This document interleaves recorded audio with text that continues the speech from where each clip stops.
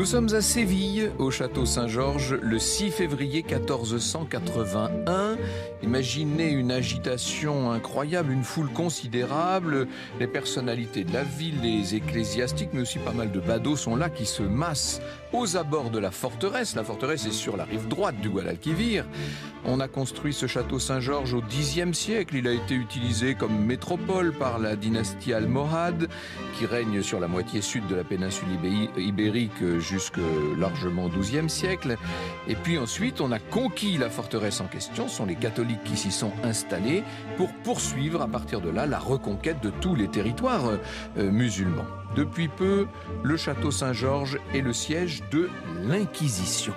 L'Inquisition, juridiction ecclésiastique, qui a été instaurée 3 ans plus tôt en Espagne, mais qui s'inscrit en vérité dans une longue tradition, dans toute une lignée médiévale.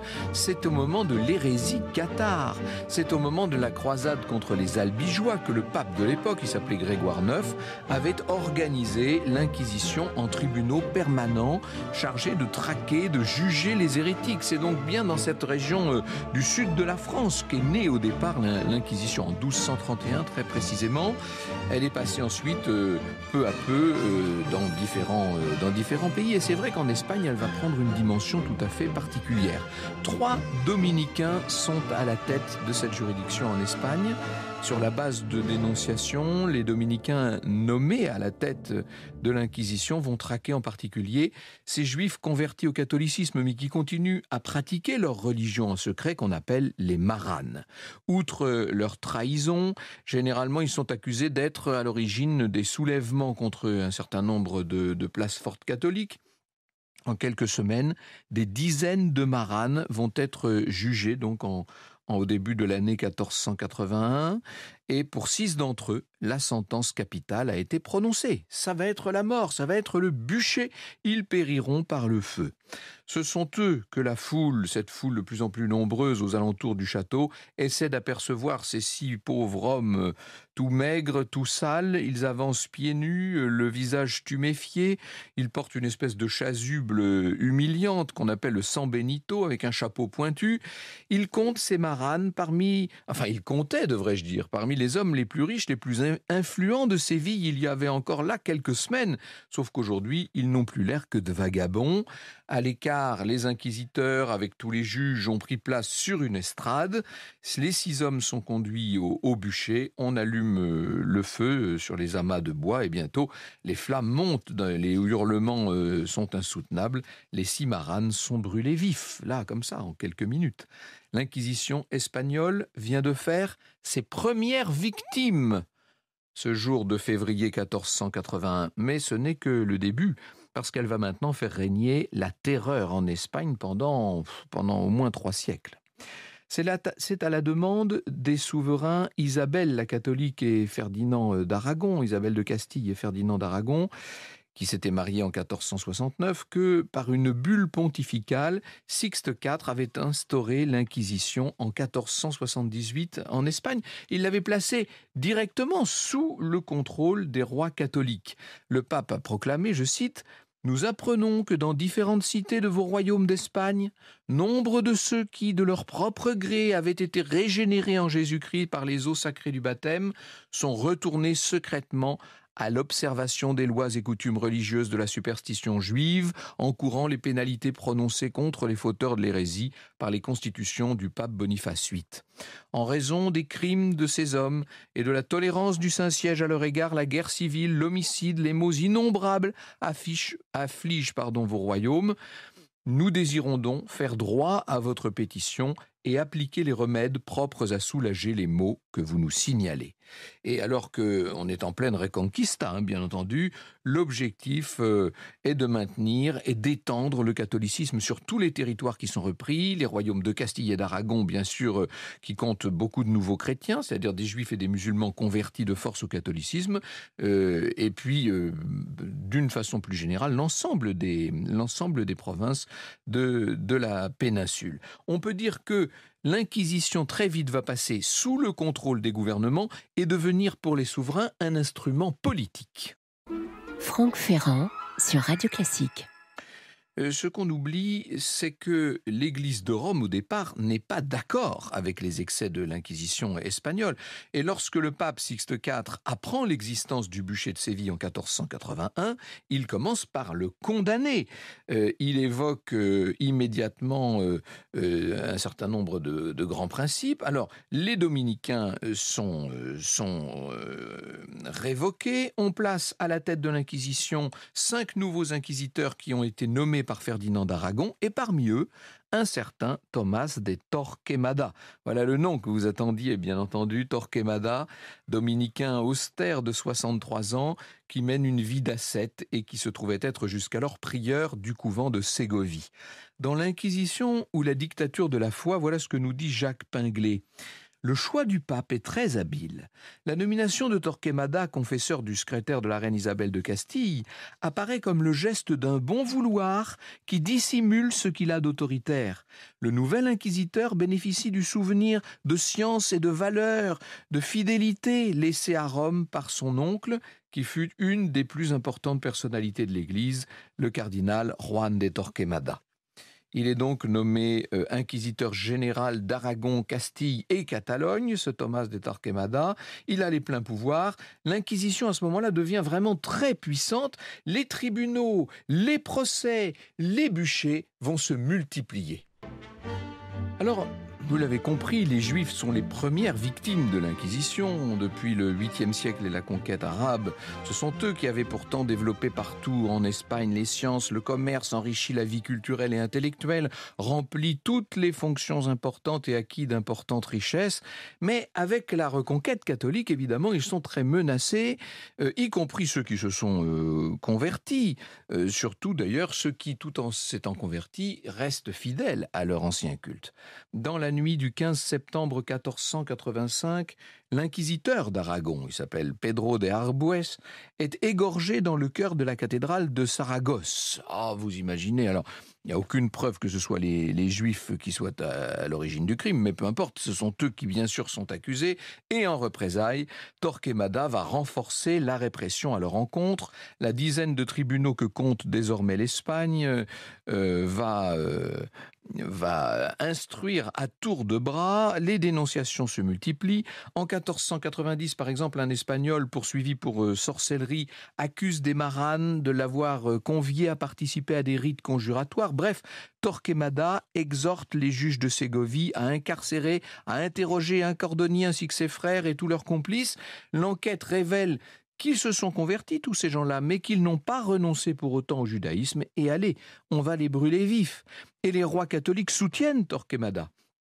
On est à une date très importante, c'est 1492, vous savez, c'est d'ailleurs la date du premier voyage de Christophe Colomb, mais surtout, bien sûr, sur place, les rois catholiques décrètent que tous les juifs d'Espagne vont être expulsés. Vous savez que c'est un édit qui ne sera abrogé que beaucoup plus tard, au temps de Franco, en 1967. Malgré ces crises de gouttes qui l'affaiblissent beaucoup, Torquemada est impitoyable et lorsqu'il meurt en 1498, après 15 années à la tête de cette inquisition espagnole, plus de 2000 maranes auront eu le temps de monter au bûcher. Et puis alors à chaque fois, il y a tout, les biens sont confisqués, etc. Alors comment se déroulent justement ces procès de l'Inquisition ? Le prévenu est interrogé de façon très minutieuse, après tout c'est l'Inquisition comme son nom l'indique. S'il nie les faits, il est soumis à des épreuves. Par exemple, on l'oblige à faire des gestes qui sont défendus dans sa religion d'origine, manger une certaine viande, tuer un animal, etc. Et puis pour obtenir des aveux, on n'hésite pas à utiliser la torture, bien entendu. Alors, sur le chevalet, le garrot, le bourreau peut étirer, vous savez, jusqu'à la limite de l'écartèlement. On peut subir également l'estrapade, qui consiste à attacher les bras dans le dos et à vous suspendre à un mât et à vous laisser tomber, pas tout à fait jusqu'à terre, juste pour disloquer les articulations, bref. Et puis le supplice des charbons ardents et la torture de l'eau et que sais-je encore. Donc ça, c'est toute la procédure, tous les interrogatoires. Et puis, il y a ces autodafés, ces cérémonies de pénitence publiques qui sont organisées en grande pompe. Alors à chaque fois, on lit l'acte d'autodafé, la convocation, si vous voulez, dans toutes les églises de la ville. L'autodafé lui-même a lieu sur la Grand Place, devant une foule immense, en présence de toutes les sommités de la ville, bien entendu. Et après une messe solennelle, un serment d'obéissance à l'Inquisition et un sermon plus général, les sentences sont lues. Alors, ça peut être des peines de prison, de flagellation publique. Souvent, on envoie les gens aux galères également. Et puis de temps en temps, le tribunal ecclésiastique remet le condamné au bras séculier, c'est-à-dire que à ce moment-là, c'est la mort. Et après s'être confessé, avoir fait pénitence, eh bien, les condamnés au bûcher sont donc emmenés dans le San Benito, là, avec cette espèce de chasuble. Sur la chasuble, il y a souvent une croix de Saint-André ou des symboles des crimes qui leur sont reprochés. Ils tiennent un cierge, et ils doivent porter ce chapeau pointu qu'on appelle le corossa. On a essayé d'enlever à l'Inquisition la responsabilité de la condamnation à mort, nous dit Jean Guiraud, mort par le bûcher bien entendu, en faisant remarquer que l'Église, ne se reconnaissant pas le droit de prononcer des sentences capitales, c'était le juge séculier qui en réalité condamnait à la peine de mort ceux que l'Inquisition livrait à son bras parce qu'elle désespérait de leur conversion. Vous avez bien compris que ça, ce n'est qu'un artifice juridique, bien entendu. Même si les successeurs de Torquemada sont un petit peu plus modérés, ceux qui vont devenir leur nouvelle cible, ce sont les humanistes, bien entendu, du début du XVIe siècle. Le cardinal Cisneros, qui est l'inquisiteur général entre 1507 et 1517, et qui est le régent du royaume de Castille, va même aller jusqu'à inviter le grand humaniste Erasme, vous savez, pour essayer de montrer son ouverture aux idées nouvelles. Mais enfin, il n'empêche, la cruauté est toujours de rigueur. L'historien Bartholomé Benassar estime que jusqu'en 1525, 40% des condamnés de l'Inquisition finissent au bûcher, les judaïsants étant toujours ceux que l'on a tendance à juger le plus. Au cours du XVIe siècle, il y a aussi pas mal de morisques qui sont des musulmans d'Espagne convertis au catholicisme, mais qui n'ont pas pour autant abjuré leur foi et qui vont comparaître devant ces tribunaux de l'Inquisition. L'archevêque de Séville, Fernando de Valdés Salas, va décider de délivrer à partir de 1547 des certificats de propreté du sang aux personnes qui n'ont pas d'ancêtres juifs ou musulmans. Vous imaginez un peu le désordre induit. Ces certificats vont être indispensables à partir de maintenant pour entrer dans l'armée, pour exercer des fonctions religieuses ou intellectuelles. Dans les années 1550-60, on va voir un certain nombre de révoltes musulmanes en Andalousie, avec là encore des procès qui viennent se développer. Pas beaucoup de condamnations à mort pour autant. Comme au temps de Torquemada, le pouvoir espagnol soutient quoi qu'il arrive l'Inquisition.